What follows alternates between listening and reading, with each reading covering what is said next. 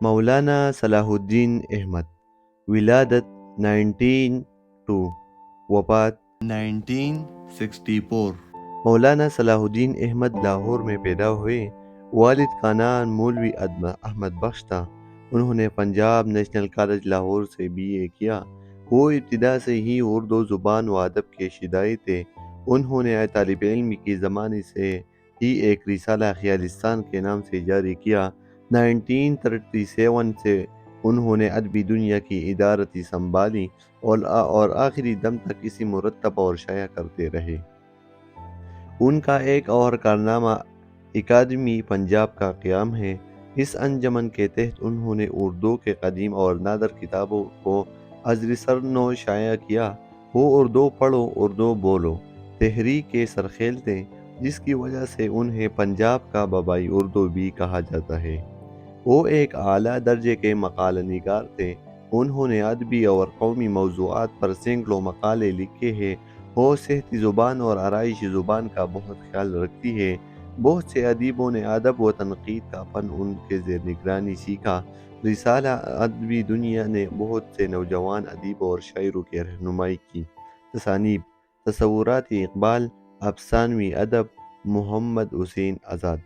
اس نے ایک مضمون لکھا ہے، پھر وطنیت کی طرف۔ پاکستان کے قیام سے پہلے اسلامیان ہند کے دل جس جذبے سے سرشار تھے، وہ وحدت ملت کا جذبہ تھا، اور اگرچہ اس جذبے نے ہمارا فکر و شعور سے وطنیت کو یکسر مٹا دیا، لیکن یہی جذبہ بالآخر ہماری قومی نصب العین کے قیام کا باعث بنا۔ تاریخ کا ایک حیرت انگیز معمہ اور ایک گہرا راز ہے، جسے پوری صحت اور قطعیت سے حل کر لینا ممکن نہیں۔ بہرحال، جہاں تک ہماری زندگی کے موجودہ تقاضوں کا تعلق ہے، آج اس بات کا فیصلہ کر لینا نہ صرف موزوں بلکہ ضروری ہے کہ ہمارا قومی نصب العین کیا ہے، یا اس کے حصول کا سیدھا راستہ کون سا ہے، اور ہماری وطنیت اور ملت اس کی کس حد تک معاون یا مخالف ہو سکتی ہے۔ علامہ اقبال نے کہا کہ اپنی وطن پاکستان سے محبت کرو، اور ہمیں پاکستان کا تصور بھی علامہ اقبال نے دیا ہے۔ اقبال نے کہا ہے کہ اپنی وطن پاکستان کی دل سے محبت کرو اور اس کی پاسداری کرو۔ اگر پاکستان کس وقت تک موجود تھا اور تمہیں دل سے اس کو پاکستان سے محبت کرتا، تو تمہارا وطن میں ہمیشہ خوشحالی، امن ہوگا۔ زمین آخر زمین ہے، زمین آخر زمین ہے، اور ہمارے تخیل کی ہزار پروازیں، ہمارے آرزو کی ہزار رفتیں بھی اسے آسمان نہیں بنا سکتی۔ اور حقیقت کی دنیا میں ہمیں آسمان سے زیادہ ضرورت بھی زمین ہی کی ہے، تاکہ آسمان کی بادشاہت زمین پر قائم ہو، اور اللہ تعالیٰ کی اس زمین پر اس کے فرمان بردار بندے متصرف ہو کر اسے پناہ وطن بنائے، اور اس وطن کی حفاظت میں اگر ضرورت پڑے تو اپنے جان، اپنے مال اور اپنے اولاد قربان کر دے۔ اقبال نے جب ہمیں پاکستان کا تصور دیا تو یہ بلا شبہ اس کے آفاق تصوری ملت سے کوئی نسبت نہیں رکھتا تھا، لیکن اس کی رجعت ایک حقیقت پرستانہ رجعت تھی۔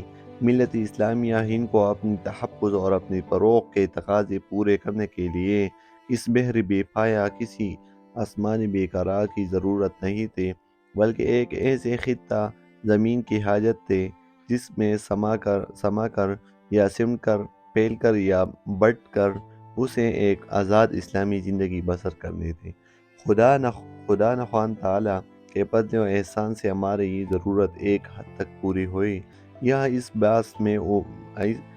اس بات میں الجھنا بے سود ہوگا کہ ہم میں سے کتنے اس نعمت اعظم سے بہرہ مند ہوئے، لیکن جس قدر بھی بہرہ مند ہو سکے ان کے لیے نجات و فلاح کا ایک ہی راستہ ہے، اور وہ راستہ وطن کی واہلانہ محبت کے مرغزار میں ہو کر نکلنا اور اس فوج عظیم کی طرف بڑھتا ہے جو مومن کی منزل مقصود ہے۔